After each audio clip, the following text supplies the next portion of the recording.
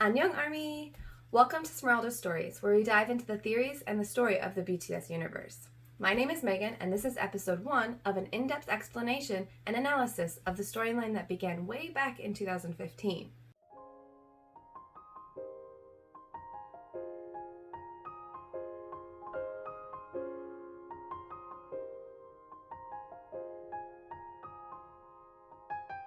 For today's episode, we are going to dive into the early years of Jimin and Hoseok's story. Now, there is a content warning for today's video, so for those that might be triggered by child abandonment, please be aware that I will be discussing and showing video clips of that. Just for the record, we don't actually know what year everyone was born, though we do know Seokjin is still the oldest and Jungkook is still the youngest. From what I understand, Seokjin might only be 2 or 3 years older than Jungkook, with everyone else's ages just kind of squished in between, because they all attend high school together and Korean high school is only 3 years long. Keeping that in mind, I have my timeline written out to match up with the 2000s. So year 5 would be 2005, year 20 would be 2020, and so on.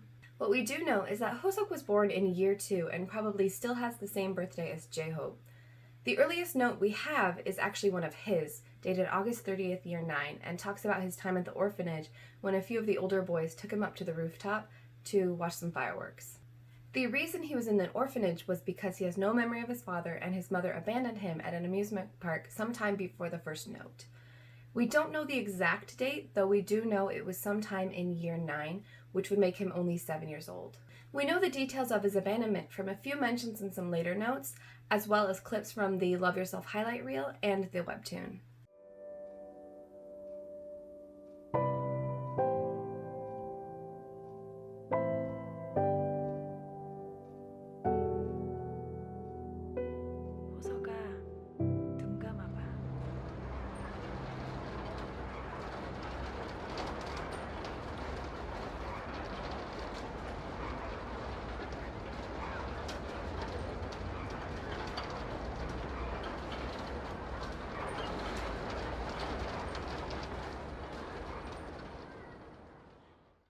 Here is a snippet from July 3rd, year 10. In this note, he's in school and is asked to count some fruit by his teacher, but has some difficulty. It was the first day I went to an amusement park with Mom. I was mesmerized by the colorful flags and rows of shops. People dressed like clowns waved at me, and exciting music reverberated in every corner. Mom stopped in front of the merry-go-round. White horses were going round and round under sparkling lights. Her face was shaded as she was standing in front of the light, and a breeze fanned her hair. Mom handed me a chocolate bar.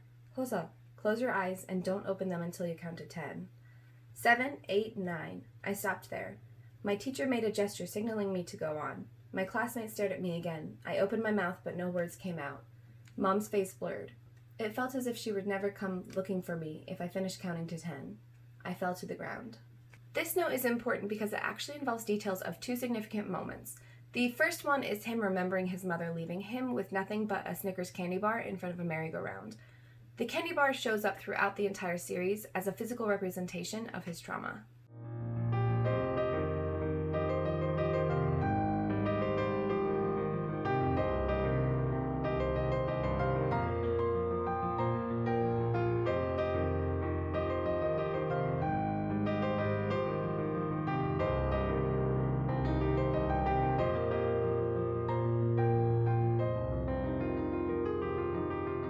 The other significant moment is that it also might be the first time his narcolepsy appears. Narcolepsy is a sleeping disorder that causes overwhelming drowsiness and loss of muscle control, and there are moments where this is shown later on.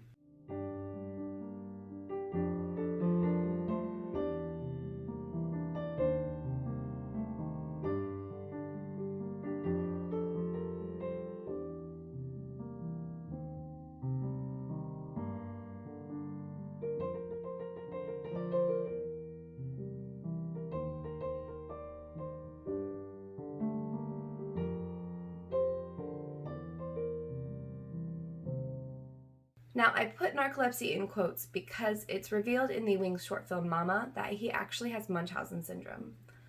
Munchausen is a mental disorder where someone deliberately acts as though they are mentally or physically ill, but they aren't. The symbol of this part of his trauma is represented in the pills that he takes.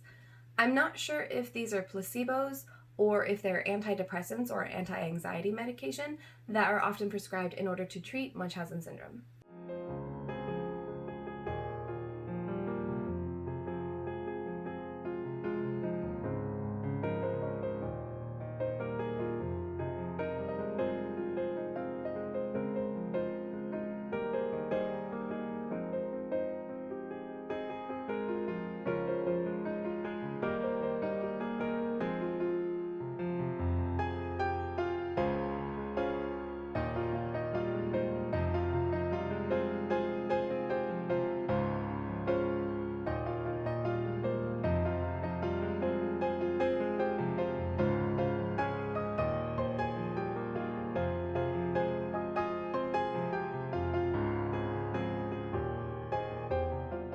There are only 2 notes so far for the early years involving Hoseok, but we do have a lot of information about him through other media.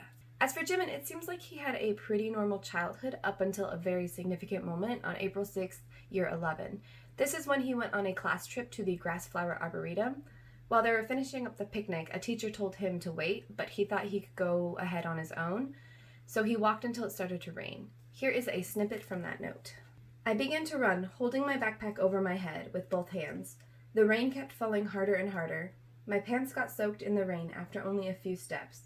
No shop, house, or bus stop came into sight. In the far distance, I could see a gate. I ran towards it without thinking. My hands felt numb from gripping the backpack. I was soaking wet and my teeth were chattering. On top of the gate was a sign that read Grassflower Arboretum. It was the back gate. There was a small warehouse just inside the gate. There is a tiny bit more information from a later note when he has a flashback. This one is dated May 11th, year 22. I shut my eyes, but it was too late. The front gate of the Arboretum appeared before my eyes. It was a school picnic day in 1st grade. I was running through heavy rain with my backpack over my head. A warehouse came into sight. The door was left open. I stepped inside. The sticky, musty smell, the sound of my heavy breathing, and the screechy, metallic sound. After this, we don't actually know what happened to Jimin in that warehouse. The artist of the Save Me webtoon did draw some flashbacks, and it looks like he's running away from someone or something, and that blood might be involved. And just like Hoseok's trauma is shown as pills or a Snickers bar, whatever happened to Jimin is often depicted as a picture of a forest.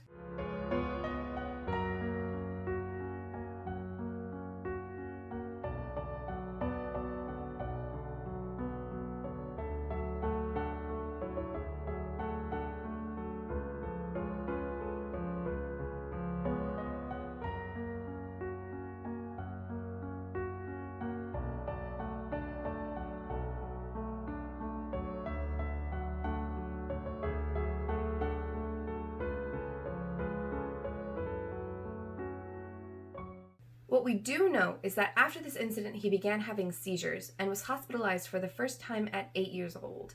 Because of these seizures, he was in and out of the hospital so much that it was hard to stay in school, so he ended up transferring to 5 different schools by the time he gets to high school. Future editing Megan here. I forgot to say that Jimin's time in and out of the hospital is often symbolized as a full bathtub.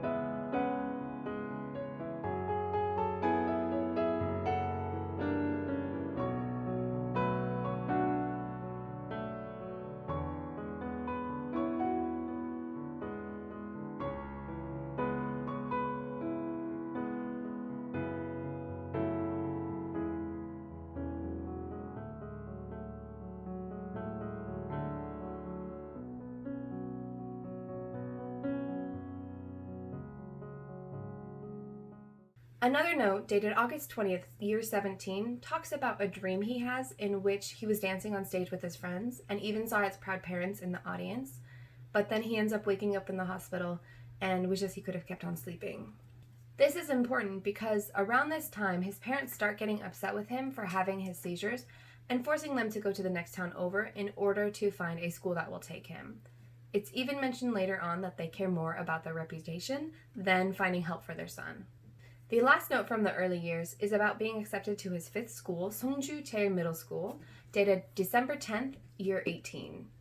It doesn't have any important information, but just talks about how he remembered playing on a playground before the incident at the Grassflower Arboretum. While playing on the swings, he wanted to swing so high that he would be able to go all the way around, but he ended up falling off instead. He notes that this is the last moment of happiness before he starts having his seizures. Songju-cheon Middle School is important because it's connected to the high school that Hoseok and the other characters attend. It sets up the rest of the story by slowly bringing all of the characters together. This is all we have right now for Hoseok and Jimin before we get into their time together as high school students. In the next episode, we will be going through the early years of Jungkook and Yoongi, so stick around if you want to learn more about the BTS universe.